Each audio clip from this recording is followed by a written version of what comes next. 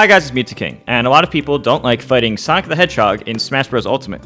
So I'm here to help you improve at that matchup, because there's a lot of things that people either don't fully understand, or there's things that they could learn to improve on. So here I'm going to be teaching you different ways that the moves work and some counterplay you guys could use. I have a high confidence that not all of you watching will be having used all of this, so I recommend watching this if you want to do well in tournaments or defeat that character either online, in real life, or at tournaments. So now I'm going to begin. Sonic actually specializes as a whiff punish character, which means Sonic likes to strike second, and he's very good at this because of his running speed, but also because when he's charging two of his special attacks, down B and side B, from a charging state, it has a frame 1 release. So, to talk about side B, the move that you're probably all thinking about, and pretty much his main attack, if you were to side B right away, it comes out on frame 17 and onwards, and has 1 through 6 invincibility. 1 through 6 means 17, 18, 19, 20, 21, 22. But if you're already charging it like this, even if it's before this point, then it has frame 1 invincibility. That means if somebody was to attack me of, say, a short hop aerial, is it possible for you to just try to hit me for jump aerial? I go through it with invincibility. Even if it's the frame before I'm about to get hit, or 5 frames before I'm about to get hit, I'm invincible completely. As you can see when I charge up this move, there's a point when it gets to yellow, and if I wait longer, I have to release it.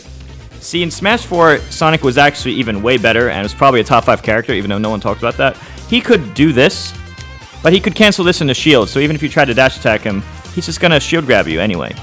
And his back throw is even stronger in that game. He cannot do that in this game, so he basically has to do something out of this, whether it's like a jump, whether he just jumps up here, or just does what Sonic's does and just like down air. I don't know how to do that, but he does like a down air reset, something like that. But he can't just cancel into shield, which means you can actually just attack him. And Sonic can release super early and hit you, or Sonic can just like time it for the 6 frame invincibility. And I'll get to that in a second, but I want to talk more about the invincibility real quick. So during this hop, 1, 2, 3, 4, 5, 6. All of that is invincible, and it is all a hitbox as well. If you try to challenge that, it will always beat your attack. So that's why people trying to do an approaching attack on Sonic, for example, like Rob coming down over Sonic with like neutral air, or just Cloud doing like a short hop back air, anyone that's just like, oh, I'm just going to land on the aerial, and Sonic sees it or predicts it. Usually, that's going to be a reaction. Sometimes it's a prediction, but at top level, it's usually going to be a reaction. Yes, even online, because it's a frame 1 release, frame 1 invincible move. This move is just going to beat it. And because it's an air move, it does not clank. That's important to note, which I'll talk about in a second. So, now, if I charge it more, like here, 1, 2, 3, 4, 5, 6.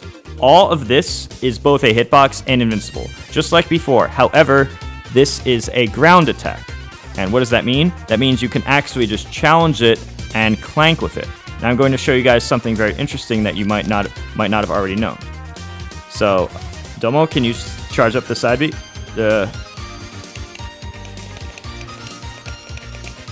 Now, I started my dash attack. I want you to release the button. Okay, my attack started. However, watch what happens. It will clank. Now hold shield.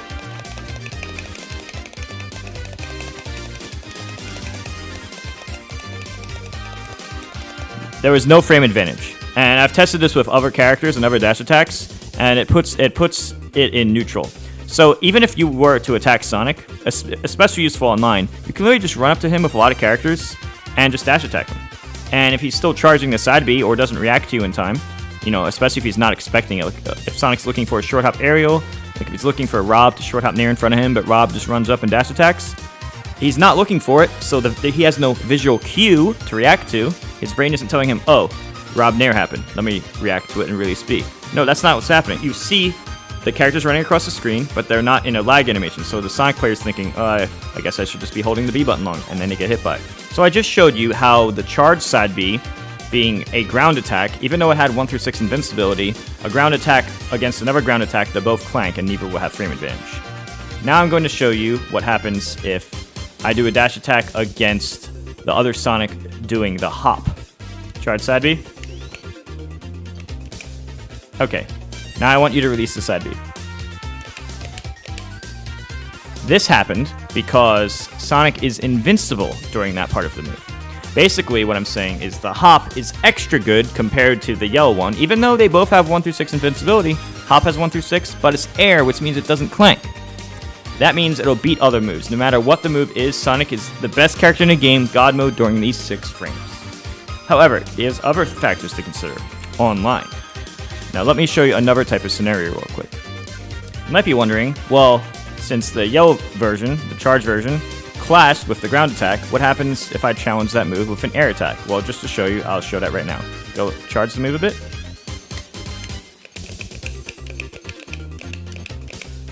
Cloud's Bear will hit on frame 11, or it should, and you think, well, it's either going to lose right now or it's going to clash, so let's find out.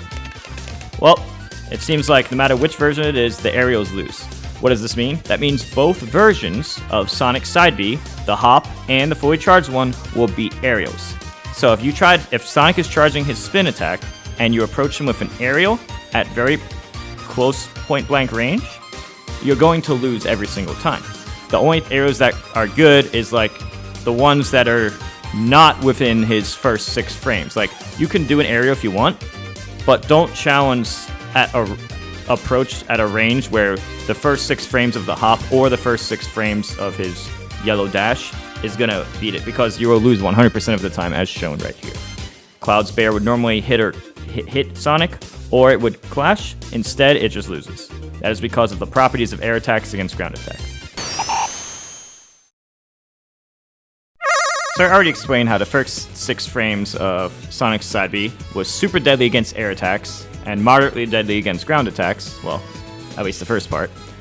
But now I'm going to show how Sonic does with punishing. When Sonic is charging his side B or down B, I'm going to use side B for this example, when he releases it, it's a frame 1 attack, which means it comes out right away. Even online, it's one of the best ways to whiff punish. Both online and offline, Sonic is all about the reaction time. Sonic is looking at your character and looking for freebies, for free hits. So what I'm going to do is something Robs very often do. They just do an aerial right in front. I'm going to have Domo just react and be like, hey, just react. Just release the B button when I have landing lag.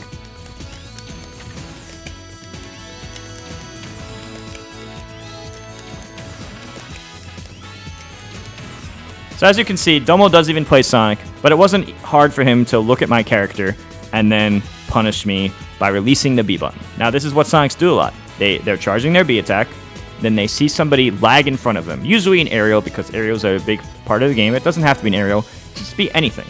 Like some common options that people use. They're just charging it, and they're looking for what I call freebies. Just basically Sonic being like, please lag in front of me. Please just throw a laggy move in front of me. Either A, because I have 1 through 6 invincibility, or B, because you're at a close range and my attack is super fast. Both are really good on reaction. So that's what Sonic is doing, not every time, but the majority of the time. And that's important to understand. So now I'm going to do the same thing a little bit more with Domo, where I do Nair in front of him and he's going to react. So Domo, I'm going to Nair again, and I want you to punish my landing lag. React to me. Oh, but you can't, because why? Well, I'll explain. This may seem silly to you guys, but I'll actually explain. In this scenario, Domo's in the mindset of, okay, Rob's going to lag in front of me. So he's looking at my character. He wants me to lag in front of me. I had to lie on purpose just to prove a point, but you'll understand in a second. Not only is this a lot faster, which, by the way, this is even better online because it's less reactable. Yes, Sonic is in some ways worse online, not only better. It's because, as I said, Sonic is reacting most of the time at top level. Not every time. Some Sonics are just going to release early and just guess. Most of the time, they're going to react. That's an important distinction. So, if I think that the Sonic player is trying to react to me, and I do something like this, that is challenging, but not impossible to react to offline, and completely impossible at mid-close range in an online environment. Because, there's extra input delay. So, this is a mix-up I never see people do. I already showed earlier how when Sonic charges the spin dash into the yellow mode, I call it the yellow mode, this dash attack will clank. So even if Sonic reacts in time, if he's charging it too long, Domo, charge that a bit. I'll either hit him or do the same thing, Domo, and just try to clank with me. And then it clanks. Basically, if it clanks, it's no one's advantage. But technically mine because I have center stage more often than not. And if I hit, that's great. The success rate online for hitting, in theory, should be very high. And in offline, I expect clanks to happen a lot. This is important to understand because this is a mix-up I rarely see people do. So I wanted to explain that prior information about how air and ground moves work, and clanking. I wanted to demonstrate that so you understand how the character works. Then you can theory craft based on online and offline. Shielding is very good against Sonic, and one thing I want to mention real quick is that usually blocking around 2 attacks can be good. So double shield real quick. See, that right there is 2 attacks. Now, something a lot of people don't know is the actual jump part is an attack. So like watch, when I hit him, don't block this time. See that? I didn't even do my neutral air. That was not an air. That was the basic hit, hitting once, and then the jump attack hitting twice, and that's very fast. What does that mean? That means even characters like Game & Watch and other characters with super fast up Bs, Sonic can actually even mix them up by just doing that early. Like if he thinks Game & Watch is going to buffer up B, he can just do that immediately. Basically means after Sonic hits your shield, which by the way is not a bad spot for you, assuming you have good shield health. From that point on, it's important to note that his jump attack right here has a hitbox, as I showed earlier. See, 2 hits, or you can even do 1,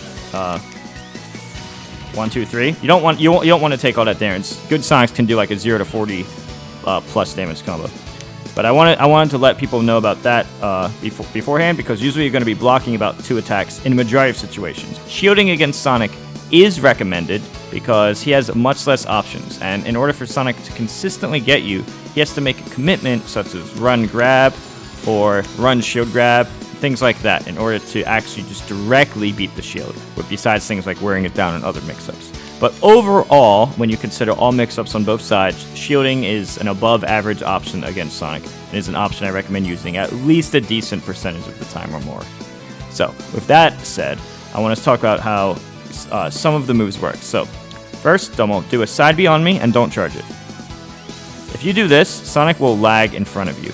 So, the longer Sonic charges this move, the easier it is for him to go through you. If it's like, if you charge it for a while, you can more easily go through the opponent. But if it's uncharged, they're going to stop in front of me. So do another uncharged.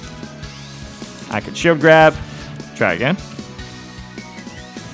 I can do fair to shield, and depending on the character, you can sometimes up smash at a shield as well. Like most characters can up smash at a shield. So that's very punishable. So Sonic's basic side B, they have to jump like the frame after you hit them or so, but that window's even bigger if you charge it more. So if I charge like this, so try to shield grab, I had time to do that. And you saw how I couldn't really cross them up. I could still jump. Now usually Sonic's, what they're gonna do, shield, Sonic's gonna side B, and then they're gonna try to jump. I messed up there because my window is smaller. They're gonna try to jump. And then that's where the common mix-up tree happens. Like that's gonna be a very common mix-up tree. So what Sonics are gonna do, just shield. They're gonna mash homing attack right away. That's really common. So that's one thing. So this time, roll right away, right after right before the homing attack. Like block my spin, block like 2 hits of spin, just roll. See what happens there? If you're fighting a Sonic that likes to go through you and then mash homing attack, which by the way is very common, and you immediately roll, it actually beats that. And Domo, this time do it to me. Just spin through me and then mash homing attack. You can also run up to them and F smash. Yes, I know I'm Sonic. I'm the fastest character. So you're like, okay, well, it doesn't count. Well, I've tested this before recording with other characters, and like a very high amount of characters can literally punish him by doing that. There's one last thing Sonics commonly do besides the aggressive homing attack or delayed homing attack. As I said, Sonic can just do that if they're mashing, or they can do a slight charge or fully charged. But I'll talk about homing attack in a second. First, I wanted to finish talking about one of the other mix-ups they do, which is just retreating. So, shield. And they just go away. Or, shield again. Oops, sorry. Shield again. And they just run away. So they can just jump over, or they can do that, and they just do that to get back to a better position, or to threaten timeouts. But basically, that's like the let's both play safe and waste each other's time kind of thing, to kind of get out of a corner. So depending on what you think Sonic the Sonics will do, you can respond differently. So I already taught you earlier how like shield release into dash attack or just run up dash attack can be really good against the charge version, and that can often be better in aerials in a lot of situations, which is something a lot of people don't do. But on shield, since he has to make a risk to grab you, shielding can also be good. So now we've learned that dash attacks can be good, as well as shielding can be good. And these are things I think are sometimes underutilized, while aerials are overutilized. That's not to say never do aerials, but they might not be as good as the average person thinks, at least in certain scenarios, such as point-blank range like this, as I've said earlier. Now, I want to mention something very interesting about homing attack, actually. Did you know that during the invincibility, if you're in air dodge, or roll, the homing attack doesn't know where you are? So I'm going to show that real quick. Double charge homing attack. I'm invincible right now. Release it. See? It's not aiming at me. And now watch. Watch this landing leg. Hold shield. See that? You see how laggy that was? Not only does he miss, not only does he not aim at me, he doesn't aim at me, and then he bounces, and then he has tremendous landing lag. All these terrible things. So what does that mean? That means if you're fighting a Sonic that likes to homing attack immediately, and you are able to dodge him, whether it's maybe a dodge like this, or a dodge like this, or a roll left, or a roll right, or a spot dodge, I recommend probably like one of the air dodges or a roll, because they linger the longest, and it will be harder to check your position. And you bait the Sonic to doing a homing attack on the ground, you can actually hard punish them with a run-up smash attack, or even the slowest characters will still be able to get dash attack. That is something I don't see Sonics do very much, and since a lot of online Sonic players like to spam the homing attack, you could mix up the timing of homing attack. For example, Domo, this time I'm going to hit you, and I want you to roll. See? I waited a certain period of time specifically to cover the roll. You can do that on reaction. It's easier offline to react, of course, or you can do that on a guess. Everything has counterplay, though. For example, see how I was hovering up there helplessly? Domo could have literally just up-aired at a shield or back-air at a shield if he reads that. Everything has counterplay. It's kind of cool because they all have mix-ups. I can punish his roll. You can't just run shield and roll immediately every time. If I know what your opponent's going to do, yeah, I can roll at that time and then have landing lag, but it's also a game of chicken, because then I could, well, you get the idea. Some other things to do. Try to homing attack. You could always shield it and then punish it. Now, it gets risky when your shield is small, because watch this. Domo, get a small shield. Now, watch. That will either break a shield, or it will shield poke. So if you already have a small shield, Sonic can play the game of chicken by charging it all the way. Again, that's where the mix-up tree comes in. The act of Sonic being up here isn't actually safe. So, depending on your opponent's habits and your opponent's tendencies, different options may be better. That's the thing you gotta understand. The game itself has complex mix-ups, but every individual player has their own habits and tendencies. A lot of lower level people are just gonna do stuff like this and mash that because, you know, online mashers and people don't know mix-ups. Now you can hard punish those people by just rolling right away and then getting an F smash. If you want to be a little safer, you can just jump an area at a shield. It doesn't necessarily have to be forward, it could be other aerials. But now you guys can understand. There's complexities to the game, but everything actually has counterplay. You can't just charge there forever, because I can dash attack you. You can't just charge the Sabi here forever, because if you do, I will dash attack you. And you can't just sit up here forever, because I can hit you right away. And everything is block and punishable. Everything has counterplay. And even though the online can benefit Sonic in a lot of ways, certain things can actually be better for you as well. It's not just Sonic is broken online. Yeah, I think Sonic potentially the best character online. But even if that's the case, it's not by as much as people think, in my opinion, because I haven't seen people use their mix-up tree as well as they could have. It's important to understand that even if you successfully block Sonic's attack, you will not always get a counterattack. Sometimes just moving to reposition yourself can be the punish. A punish on the opponent. A punish on Sonic, it doesn't have to be a hit. Maybe your character has a bad out of shield. Maybe you don't have a good area out of shield. Maybe you don't have a good uppy out of shield. Or maybe you just don't feel like the risk reward is worth it. Or just whatever the reason. You don't necessarily have to go for a direct punish. But just the moment that you shield his attack, it is a mix-up tree. And it's a complex mix-up tree. And a Sonic player at high level will probably understand that mix-up tree pretty well. But in my opinion, it is technically your favorite from that moment onwards.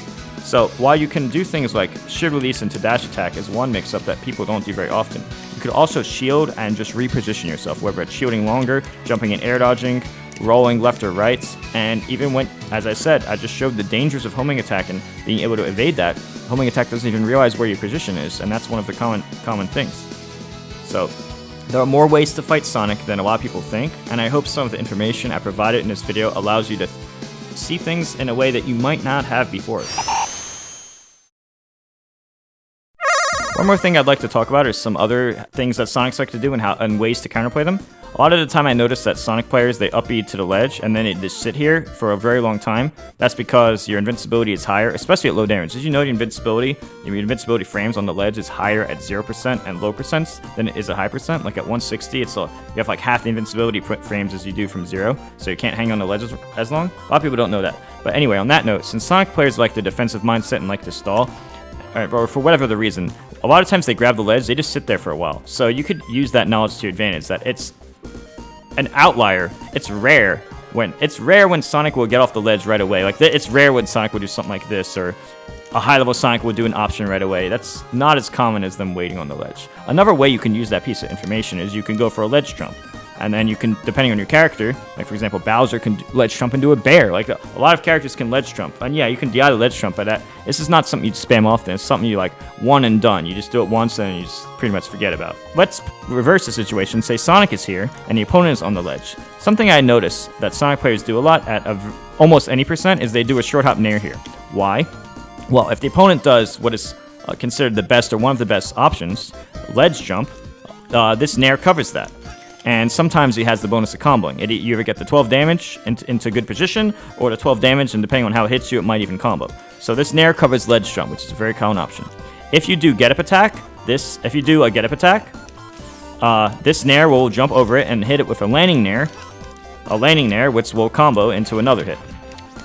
And if you do normal stand, which only has 1 frame vulnerability, but it doesn't really matter too much because this nair will linger a long time, and that will also have a weak hit, which will combo into the end of it. So basically, it covers a lot of options. How can you beat this then? Well, if you're, say, not at kill percent from an F smash, which is another thing Sonics like to do, let's say you're at like 10%, 20%, 60%, something you're not worried about dying from the next attack. If you do a ledge roll, you can actually avoid the nair. Now, obviously, that's a read. Like, if you have a read that Sonic would do nair, ledge roll is one of the good options. Another good option to beat this is to just do a ledge hop fair, for example. Because the Sonic nair, it's not an amazing hitbox. It's a good move for many reasons I stated, such as like the way it combos and lingers. But it'll lose to things like a drop ledge hop fair, and it'll lose to things like a ledge roll. So I just wanted to point that out too. And Sonics would do that many percents that F smash doesn't kill. Like, why are they gonna F smash you at 30, for example? Like okay, I hate if an F smash at 30. So what? Who cares? It's not like you got much from that. They're usually gonna wait until like 80% plus to do F smashes most of the time, because that's when the reward is so great. And these things are actually pretty common at top level play. Like, do this at this percent because the risk reward's better. Now they can use that knowledge to benefit themselves, but you can use the fact that they will probably do that at top level and use that risk reward to benefit you instead. A lot of people don't think about that type of stuff, but it can be useful. Now let's talk about the forward tilt and F smashes. Basically, the way forward smash works, when you release the F smash, you can release this on reaction, especially on reaction online. If Sonic sees any change in movement online, you can actually release the F smash and cover normal stand consistently, and you can kill with it. Now you might think, okay, well, let's just ledge roll. Well, unless you're a character like Wii Fit Trainer with a super long ledge roll, the majority of characters in the game can't ledge roll far enough to get behind Sonic. So most characters will also get hit by the ledge roll. So roll isn't the most amazing option at that percent. And unless you have a get up attack with the range of Bowser, the get up attack is probably out of range too. So this covers pretty much everything except ledge jumps. But I mean, he could beat ledge jump by being a little closer. So, but I'm just letting you know that's how this stuff works. So you can view the risk reward ratios depending on the player you're fighting or what you think.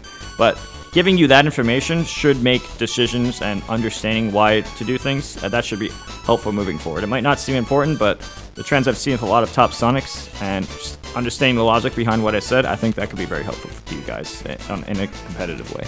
Another final tip I have to mention for you guys is that if Sonic is camping you out, just remember you can just camp him back. And you do have 8 minutes on the timer. Sure, he can play with that himself, but so can you. You don't necessarily need to rush him down. Every game can go to 8 minutes if you want. You just have to be willing to do it. Now, I'm not saying you have to do it, but always remember it's an option on the table. And if he plays a certain way, for example, let's say you have the lead and Sonic is camping you, and then you're like, screw this, I'm going to approach, but you approach poorly, and then he just gets free hits and stuff, well, I mean, that's your fault technically. So you don't need to do that. If he's camping you and you're winning, or if he's winning by a bit, but you have a lot of time on the clock, in those types of scenarios, you can just play careful yourself. You don't have to just run at him. But if you are, you know, as I showed through this video, moves like this and this can be pretty good in a lot of the common scenarios. Anything in this game can be counterplay, at least in this matchup. They all have counterplay and different risk rewards, but understanding the complexities and the reasons behind things and the little intricacies, that can help you in the long run. For example, let's say you always run shield. Okay, shield is good, so you're always going to run shield. Well, the Sonic can just use their brain and be like, okay, he's doing this 10 out of 10 times or 9 out of 10 times. Well, I'm just gonna grab him or run shield and grab him or something. So it's like, okay, well, if you're that obvious and that repetitive, then you deserve to be punished because, you know, a good game has counterplay. So I just wanted to mention all this stuff because a lot of people, they don't think about all their options. So I'm trying to present to you more options and different things that you might not have known before watching this video.